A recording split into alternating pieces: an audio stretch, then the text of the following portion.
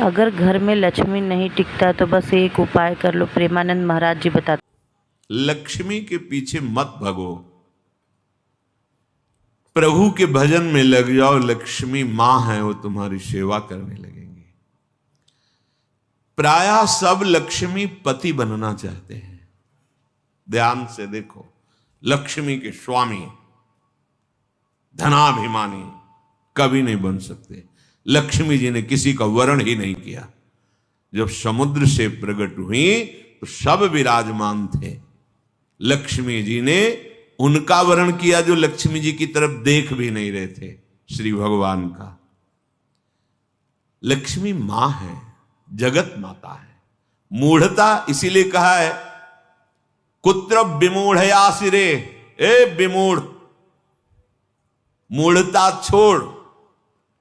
मां को तू कैसी भावना से देख रहा है? सब लक्ष्मीपति बनना चाहते हैं। अरे लक्ष्मीपति हैं, वो तो केवल श्री हरि है, दूसरा नहीं। लक्ष्मी के स्वामी केवल भगवान श्री हरि हैं। भगवान के ना चाहने पर भी उन्होंने भगवान का ही वर्ण किया।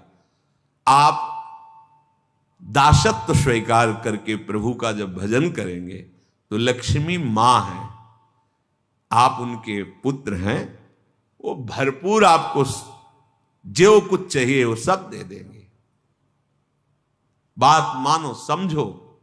मायापति है श्री कृष्ण, वो आप मायापति बनना चाहते हैं, थप्पड़े मारेंगी। गलत दृष्टि रखता है।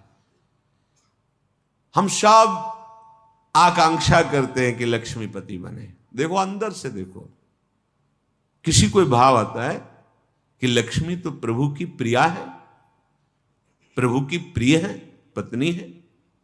अगर हम प्रभु का भजन करेंगे तो माता हम पर कृपा करेंगे, पर हम माता नहीं मानते और जानते हैं कि माता की तरह भरण पोषण लक्ष्मी जी के ही द्वारा हो रहा है, उन्हीं का वैभव। तो आप स्वामी मत बनिए, मूढ़ता त्यागिए। अगर आप लक्ष्मी के पीछे भागते हैं स्वामी बनने के लिए तो दंड ही मिलेगा। वैसे माता जी की पर्सनल सवारी जो है लक्ष्मी जी की, वो जानते हो क्या है? उल्लू। मतलब जो सार था वो मिला नहीं, असार में भटकते रहे। जब तुम ऐसा कुछ करोगे, अगर वो अकेले आए भी ना तो उल्लू बना देंगे। उल्लू बनाना जानते हो? उल्लू का दिन में प्रकाश में नेत्र काम नहीं करता है, अंधेरे में काम करता है। अर्थात जो लक्ष्मी को केवल स्वीकार करता है, आराधना की है, तो लक्ष्मी जी उसके दिमाग, क्योंकि आएंगे तो ना उसमें सवार होके, अब उसके दिमाग में ज्ञान के प्रकाश के लिए नेत्र नहीं रह जाएंगे। अज्ञान अंधकार में उसका काम करेगी बुद्धि। क्या ये भोग लूं, ये ऐसा करूं, अभिमान बढ़ाने वाला, वासना बढ़ाने वाला, दुर्गति में पहुंचाने वाला कार्य प्रारंभ हो जाएगा। विविध प्रकार के दोष प्रकट हो जाएंगे। नारायण को बुलाओ, प्रभु माता जी सहित पद। जानते हो क्या, अलग अलग सवारी में नहीं आती, फिर एक सवारी में आती है। कौन? गरुण जी में। गरुण जी में भगवान नारायण और लक्ष्मी। गरुण जी जिनके पंखों से वेद स्तुति हो रही, अर्थात दिव्य ज्ञान विज्ञान संपन्न और समस्त ऐश्वर्य भोग आपके पीछे डोलेंगे। ऐसा नहीं कि भक्त केवल भिखारी ही होता है। देखो अम्बरीश जी महाराज बड़े बड़े ऐसे महाभागवत हुए, दिव्य वैभव संपन्न और भगवान की अपार भक्ति में डूबे हुए। श्रीपाद करे विमूढ़ता, अर्थात मूढ़ता का त्याग करो और सर्वाधीश्वर युगल सरकार के चरणों का चिंतन करो। बेलवन में लक्ष्मी जी आज भी विराजमान होकर तप परायण है कि कभी किशोरी जी का आदेश आ जाए सेवा के लिए तो हम कृतार्थ हो जाए। वृंदावन में नहीं, बाहर यमुना की पल्ली पर विराजमान है। और इसलिए विराजमान है कि कभी लाडली जो इशारा कर दे किसी के पर, वो मुझे सेवा मिलेगी। आशा छोड़ो तुम और न किसी से, हमारे लाडली लाल के चरणों का आश्रय लो। तो कह रहे हैं परम दुर्लभ प्रेम भक्ति भी मिलेगी और ऐश्वर्य भी मिलेगा। ये जब आप प्रिया प्रीतम के चरणों का आश्रय लिए वृंदावनाधीश्वर श्यामा श्याम का भजन कर रहे, तो क्या नहीं मिल जाएगा आपको।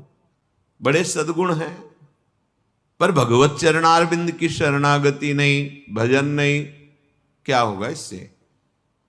ये तो बाहरी सद्गुण है, इससे क्या होगा। अगर प्रभु के चरणों का आश्रय नहीं तो ये बाहरी सद्गुण भगवत प्राप्ति थोड़ी करा सकते हैं। और मनुष्य जीवन का चरम और परम लाभ भगवत प्राप्ति है। अहंकार करके कि मैंने इतना रुपया दान किया, इतनी वस्तु दी, वो आपको मुक्त नहीं कर सकता। और वही वस्तु, हे प्रभु आपके द्वारा दी हुई वस्तु दैन्य भाव से आपको समर्पित करते हैं, हो गया, ये भगवत प्राप्ति का कारण बन जाएगा। किसी को भी जब कोई कभी सेवा करे, दान भावना ना रखे, मेरी वस्तु नहीं है भी नहीं, वास्तविक मेरे प्रभु ने दी है, प्रभु की दी हुई वस्तु से प्रभु स्वरूप सामने आए हुए को जो हम सेवा कर रहे हैं, रिझा रहे हैं, उसका फल हो, मेरे गोविंद मेरे पर प्रसन्न हो। हे प्रभु आपकी दी हुई वस्तु आपको, ये दान नहीं, ये भगवत प्राप्ति का हेतु है, ये सेवा है।